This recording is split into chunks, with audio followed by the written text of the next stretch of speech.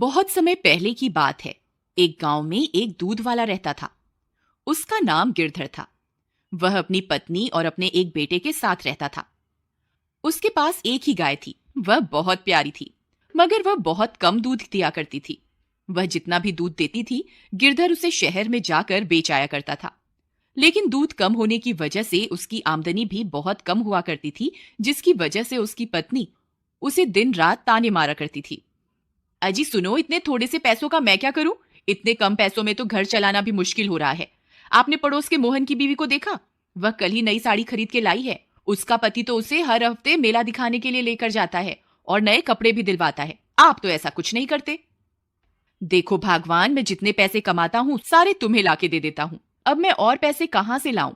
जितने पैसे तुम कमा के लाते हो ना, उसमें से आधे से ज्यादा पैसों का चारा तो तुम्हारी ये गाय ही खा जाती है और बदले में इतना कम दूध देती है।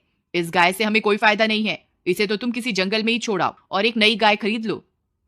देखो भगवान, मेरे पास नई गाय खरीदने के पैसे नहीं हैं। हम जितना भी कमाते हैं उसमें 2 वक्त की रोटी मिल जाती है। मुझे ज्यादा कुछ नहीं चाहिए।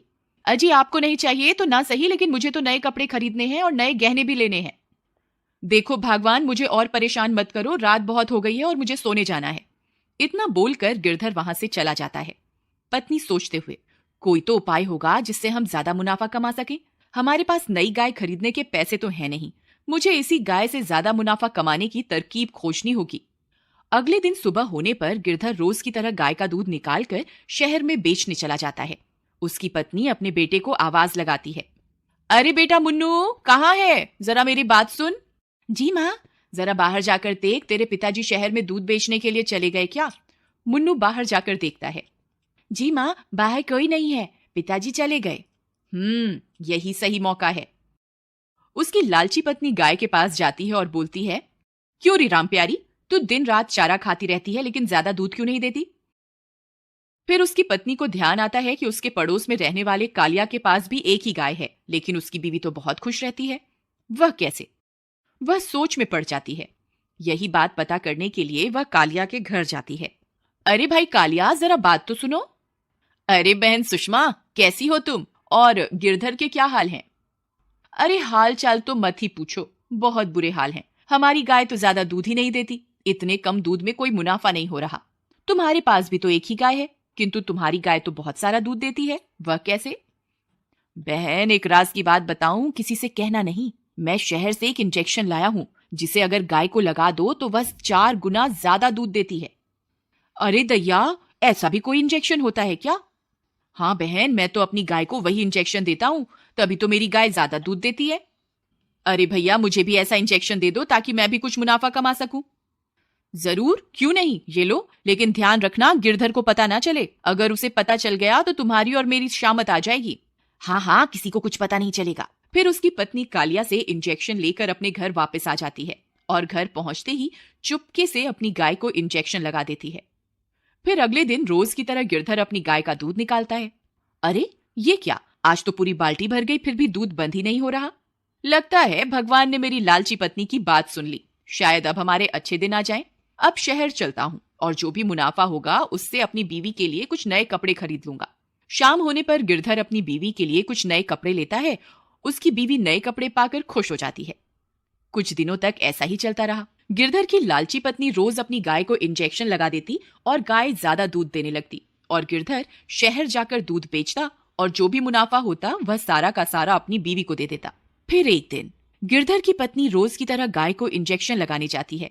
गाय भी समझ चुकी थी कि ये लालची औरत उसे इंजेक्शन लगाने आ रही है। जैसे ही सुषमा उसे इंजेक्शन लगाती है, गाय छटपटाने लगती है। सुषमा, अरे आज क्या हो गया तुझे? इतना क्यों छटपटा रही है? एक जगह ठहर तो सही, रुक जा, इंजेक्शन तो लगाने दे। लेकिन गाय बहुत ज्यादा छटपटाती है और उसे इंजेक्शन नहीं लगाने देती। अरे बेटा मुन्नू, जरा मेरी बात तो सुन। जी माँ। मुन्नू बेटा, हमारी गाय की तबीयत थोड़ी खराब हो गई है, इसलिए मुझे इसे इंजेक्शन देना होगा। जरा तू इसे पकड़ के रख ताकि मैं इसे इंजेक्शन लगा सकूं। जी माँ, मैं अभी पकड़ता हूँ। फिर जैसे ही सुषमा उसे इंजेक्शन लगाने लगती थी, गाय फिर से छटपटाती है और इंजेक्शन गलती से मुन्नू के हाथ में लग जाता है। मुन्नू जोर से चिल्लाता है, अरे मर गया, हाय हाय। अरे ये क्या किया माँ, ये इंजेक्शन तो मुझे लग गया। हे भगवान, ये मुझसे क्या हो गया, अब क्या होगा? फिर रात होने पर मुन्नू की तबीयत खराब हो जाती है।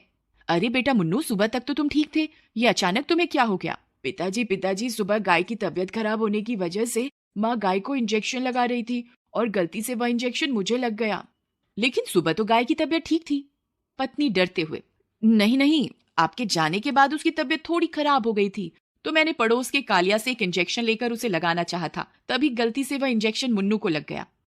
गिरधर समझ जाता है कि वह इंजेक्शन किस लिए था। गिरधर गुस्से में, मैं जानता हूं भागवान, तुम कालिया से वह इंजेक्शन क्यों लेकर आई थी। अपनी चोरी पकड़ी जाने पर उसकी पत्नी बहुत शर्मिंदा हो जाती है। मुझे माफ कर दो, ये सब तो मैंने अधिक मुनाफा कमाने के लिए किया था। मुझे क्या पता था कि वह इंजेक्शन एक दिन मेरे बेटे को ही लग जाएगा। गिरधर, भगवान, आज उस इंजेक्शन की वजह से जब तुम्हारे बेटे की तबीयत खराब हुई तभी तुम्हें एहसास हुआ ना। ये सोचो कि जब तुम रोज गाय को इंजेक्शन लगाती होगी तो उस पर क्या बीतती होगी। उसे कितना दर्द महसूस होता होगा। गाय तो बेजुबान है, इसलिए अपना हाल बता भी नहीं सकती, और हम लालची इंसान थोड़ा ज्यादा मुनाफा कमाने के चक्कर में इन बेजुबान जानवरों का फायदा उठाते हैं। अपने पति की बात सुनकर वह बहुत ज्यादा शर्मिंदा हो जाती है और अपने किए हुए की माफी मांगती है। फिर वह गाय के पास जाती है और उससे भी माफी मांगती है, और गाय भी उसे मुस्कुराकर माफ कर देती है। फिर वह उसी दिन से अपनी गाय की बहुत सेवा करती है, और उसी गाय का दूध पी पी कर उसका बेटा भी कुछ ही दिनों में ठीक हो जाता है, और वह सब कम मुनाफे में भी खुश रहने लगते हैं।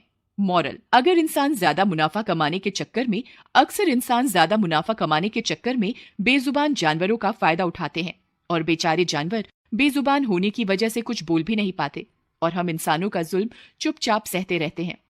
अक्सर आपने देखा होगा, सड़क पर गाय लावारिस हालत में घूमती रहती है और पॉलीथीन खाने की वजह से दम भी तोड़ देती है।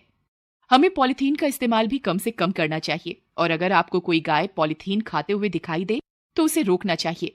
क्या पता आपके इस कदम से किसी बेजुबान की जान बच जाए।